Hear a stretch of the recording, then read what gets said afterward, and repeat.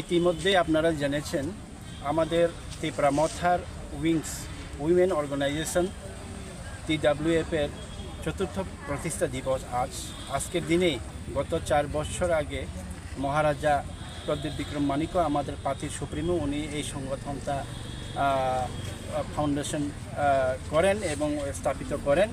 আজকে 4 বছর পূর্তি উপলক্ষে নানান একটা বর্ণময় অনুষ্ঠানের মধ্যে আমরা উদযাপন করতে যাচ্ছি।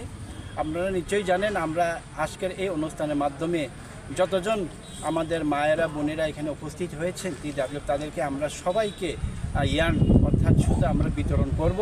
আমরা সবাই এখানে কেক কাটবো, আমরা এখানে মিষ্টি মুখ করব।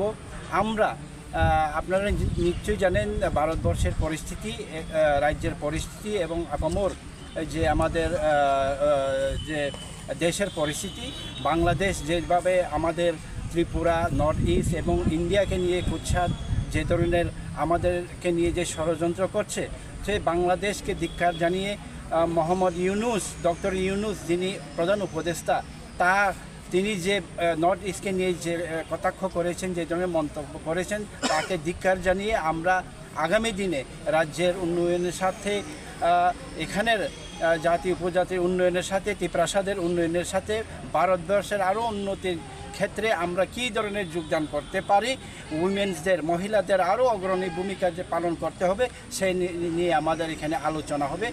এই প্রতিষ্ঠা দিবসে আমরা এটাই যে আগামী দিনে আমরা আমাদের দাবি, আমাদের ত্রিপ্রাসাদের যে অর্জিত দাবি, সাংবিধানিক যে দাবিগুলো যাতে আমরা পাইনি, এগুলিকে পাওয়ার ক্ষেত্রে যে ধরনের আন্দোলন আমরা করণীয় করা দরকার সেটা আমরা করার জন্য আজকে এখানে আমরা আলোচনা করব।